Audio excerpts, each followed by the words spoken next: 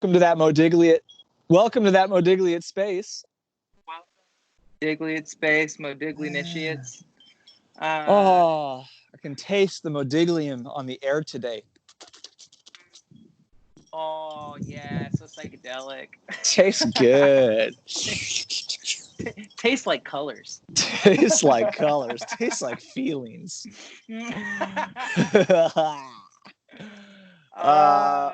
Wow. So brother. we're here. Another episode. Another fold of the meat walnut to explore. Another pouch to nestle thyself unto. You know what I'm saying? Another marsupial pouch to to gestate in. Yeah, that's right. Yeah, gestate your spiritual children. Yeah. All right. Well, today, last time we talked about we're kind of doing a little mini series on emotional well-being, and last time I think we talked about more of the spiritual kind of social side of that, of bringing yourself closer to people that matter and distancing yourself from people that are possibly toxic or sources of toxic, or just ideas. Sources of cognitive toxicity. Yeah. And today, I feel like we're going to talk more about the old Meatsuit. Yeah, the old Meatsuit maintenance. The couch of consciousness. The love seat of... Hey, let me get my hardwire headphones in real quick, because cool. These ones are dying. For sure. Thank you, Boober.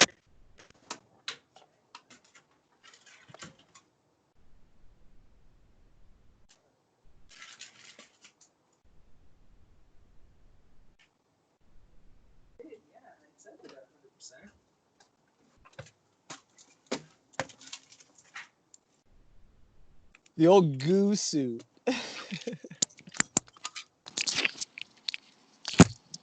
Mask on. Mask on. All right. What happened to you? You still there? Yeah, sorry. It's all right. There we go. The bridge downtown. Yeah. All right. Yeah. So today, I think we're gonna talk a little bit more about the old Meatsuit, the old goo bag, the old goo bag, the old couch of consciousness. Yeah. The old Carne Castle. The old castle. Yeah. Buddy. So I think it's one thing to protect yourself psychologically from stressors and just bad vibes that are maybe being contagiously passed around in the world right now. But there's also being spirits trapped in a meat mech. There's a lot of interplay between the overall holistic well-being and your day-to-day mechanical maintenance of this astrological vessel. Yeah, man. The old Templo needs to be swept on the daily. You feel me? Yeah. You don't want a little dirt niggling at you from the corners, man. Yeah, drive you crazy. Yeah. So yeah. So what have you found to be helpful as far as fighting off physical stress, illness, dis-ease, etc.? I'll take you back to kind of the first moment of when the crisis started, which was like my first realization about kind of what needed to be the sequence of events as we were going into this quarantine. And like, it seemed, I kind of took it pretty serious from the beginning. I was like, this seems sketchy. Even if I don't die from it, I really don't want to get sick like this. And I also had a little bit of anxiety and fear around it too, as like a naturally kind of like, freaky prepper, freaky paranoid person. Yeah. The tinfoil hat was kind of being foisted upon me, if you will. Yeah. I think it has for a lot of people.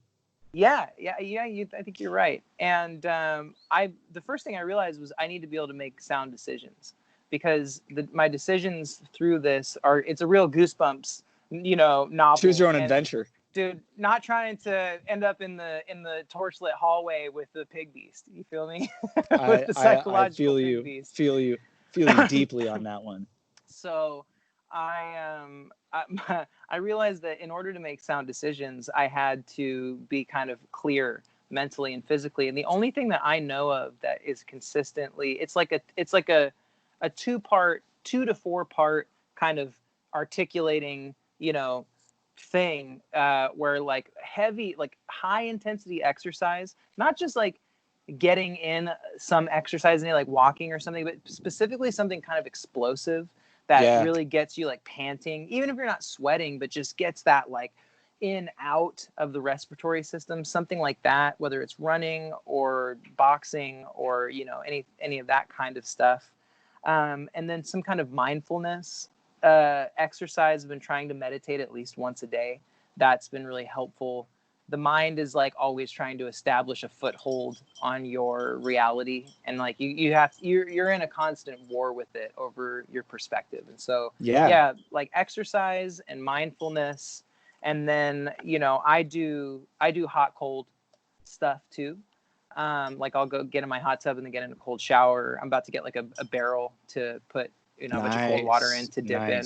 Yeah. So that stuff seems to clear me out pretty good. And when I can be consistent about having like a pretty good regimented routine and sticking to it, then I'm good. I make good decisions and I stay making decisions. Yeah.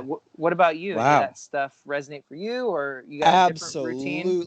Absolutely. I've been real lazy about my cold water dips, although depending on how soon we wrap this up, I might ride out to the river and jump in. It's really warm today. Oh, baby. But for me, one of the things that I've noticed a lot is that, I've been doing like body weight calisthenics, like pull-ups, like adult jungle gym kind of stuff. And I'll get on every time I'm cranking out like 10 pull-ups. By the end, my whole body is just kind of freaking out.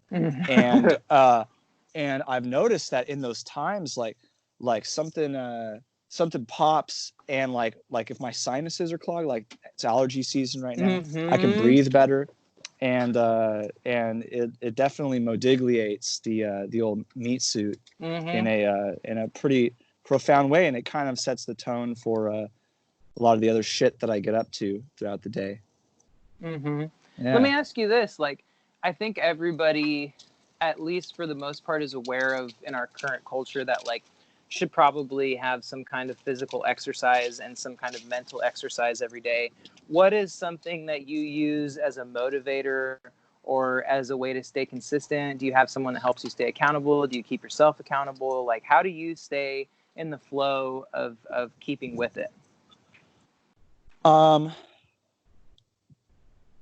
Well, I think right now is a little bit anomalous just because we're so limited in what we can do as people in the world right now, that it's definitely made me kind of manifest some of these things maybe in a slightly more intense way than I would normally. Sure.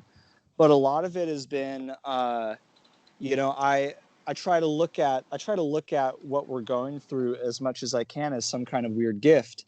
And especially as someone in a Western country that is fairly stable, like I've never lived in an environment that has as much kind of like systemic uncertainty and peril, if you will. And I always think that ultimately, your first line of defense, your first line of agency is your meat walnut and your meat castle. So it just makes sense that like no matter what happens, if I'm able to be more and more active, more capable each day, just as a hairless monkey, that's putting me at a better place to work from for almost anything. It makes me a better asset to my community, makes me have a stronger sense of capability just within myself. And I think that's been a huge motivating factor. And also just the knowledge that people tend to look at exercise as something that's more of a vanity activity that has to do about getting swole or looking sexy or whatever. Right. But I in everything that I've kind of researched and studied and observed in the world is that that you're keeping the meat suit at a place where it's operating on its highest potential makes you more resistant to stress, more resistant to disease, to feelings of lesserness or inadequacy or whatever. Yeah. And I think all of those things form a real jambalaya of wellness when you add it all together. And I think that it's not taking care of your transdimensional meat coach isn't a vain task. It's something that's something it's akin to a spiritual practice. Right. So that's my kind of approach. That's what's been keeping me kind of dedicated to it. Dope. I love that. Yeah, I've had various levels of success with keeping things consistent for me. I feel like one of the things that's been potent recently has been a graph journal of, you make yourself like a row of squares of tasks that you want to do every day. And then every day you get to either fill in the square or not. And nice. I kind of fill in like portions of the square, like did I get like one of mine is 100 push-ups a day. And I can see that like a lot of the times the square is about here. Yeah. And so it's like, and when I look back at it, I'm like, oh, I can give myself some respect for that. Like I seriously. And then there's a bunch of days like I can just see it where I check out for like 4 days. It's just solid blank. And I'm just like, ooh, Yeah. But it's cool to have that tool to kind of reflect on. Cause I think that information kind of gets lost for me. And because I'm naturally self-deprecating, as soon as I'm in a mode where I'm thinking like, man, like I haven't done shit for like a week, and I look at it, it's only been like 3 days.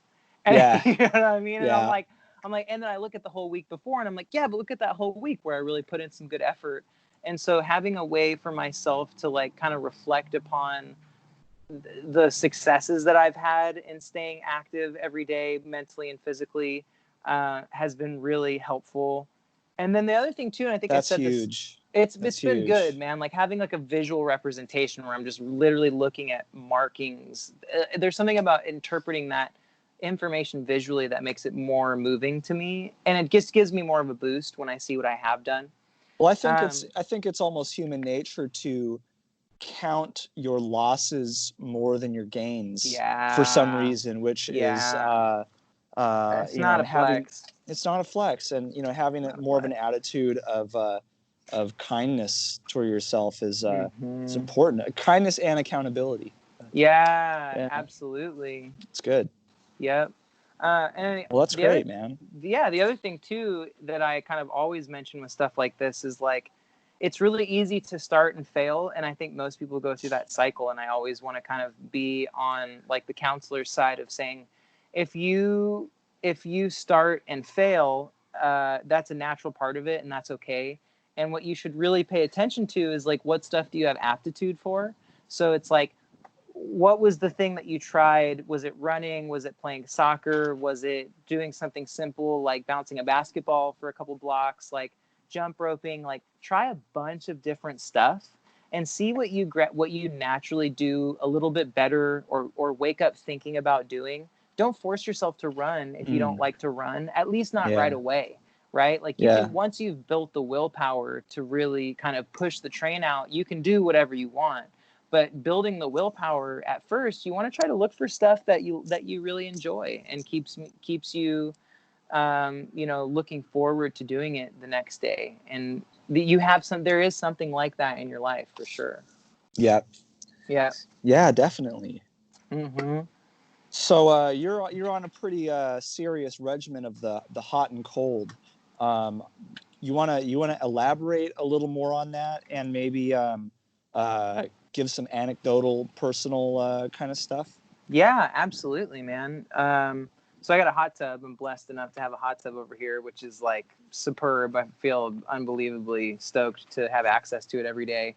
And then I've got an outdoor shower that I can just pop right over to. But I'm going to get a big 55-gallon drum in the next couple of days and cut the Nice. top off of it and turn it into like an ice bath. Just a dunk.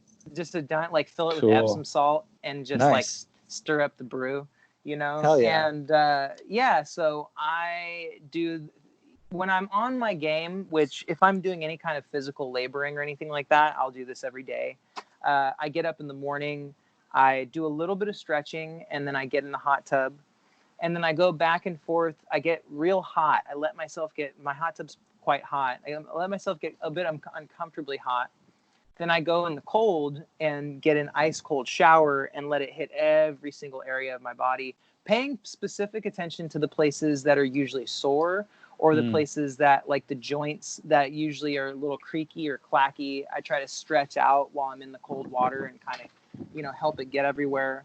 And I do that so I have a personal philosophy that 3 times is kind of a 180 from where you start. So if you start kind of groggy and sleepy, and you want to turn that around, you go 3 times.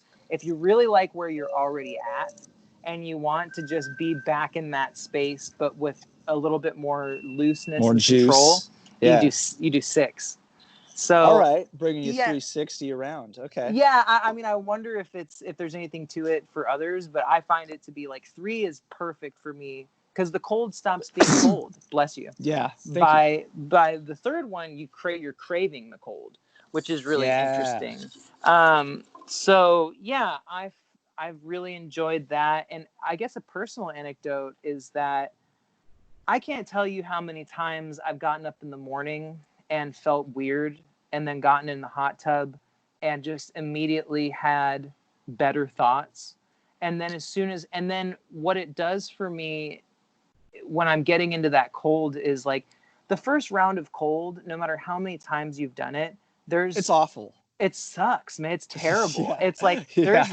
there's no enjoyment to it at all, and you go into it like a prisoner to the blocks. You know what I'm Yeah. saying? Like Oh God. I just know. with penance and a heavy heart. You know what I'm saying? Just asking for forgiveness, and so and you turn that first cold on, and it's pretty terrible. But then you get back in it on the second round of hot, and you're so grateful, Yeah.